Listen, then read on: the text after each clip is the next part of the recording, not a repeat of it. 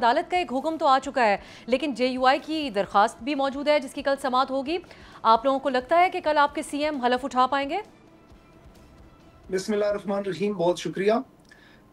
دیکھیں، جہاں تک آئین اور قانون کی بات ہے، تمام تر تقاضے پورے کیے گئے. علی امین گنڈاپور صاحب کی طرف سے ایک استعفیٰ بھیجا گیا. پھر گورنر صاحب نے کہا کہ انہیں استعفیٰ موصول نہیں ہوا.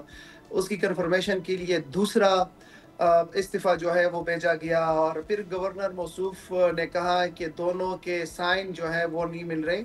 اب سوال یہاں پہ یہ بنتا ہے کہ گورنر صاحب تو انکاری ہو چکے تھے کہ ایک استعفیٰ ان کو موصول ہی نہیں ہوا، تو پھر کیسے ہی جو ہے وہ دوسرا استعفیٰ منظر عام پہ آ گیا. پھر اس کے بعد علی امین صاحب نے اپنی ویڈیوز کے ذریعے میڈیا کے ساتھ اور پھر فلور آف دا ہاؤس انہوں نے جو ہے برملا اظہار کیا کہ میں استعفیٰ دے چکا ہوں، اور انہوں نے نئے وزیر اعلیٰ کو ووٹ دیا. اس کا ووٹ شامل ہے اس کے انتخاب میں. تو یہ وہ تمام چیزیں ہیں کہ جو اس کے انتخاب کو قانونی بناتا ہے. دوسرا، جو آئین کا آرٹیکل 130 کلاس 8 ہے، اس میں بڑا کیٹیگوریکل لکھا ہے کہ آپ جب استعفیٰ دیتے ہیں تو اس کے اندر ایکسیپٹنس کا کوئی شک ہی نہیں رہتا. اور آج جب اوتھ کے اوپر ہمارے پٹیشن میں چیف جسٹس صاحب نے جو ریمارکس دیے، میں وہاں پہ موجود تھا، اس کا کوئی خاطر خواہ جواب نہیں آیا، نہ تو گورنر صاحب کے وکیل کی طرف سے، نہ ہی ایڈیشنل اٹارنی جنرل کی طرف سے.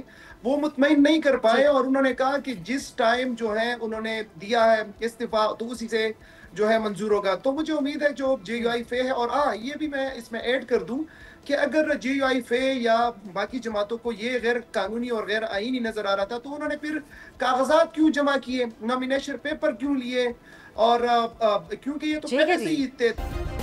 سبسکرائب کریں اور بیل دبائیں تاکہ کوئی خبر رہ نہ جائے.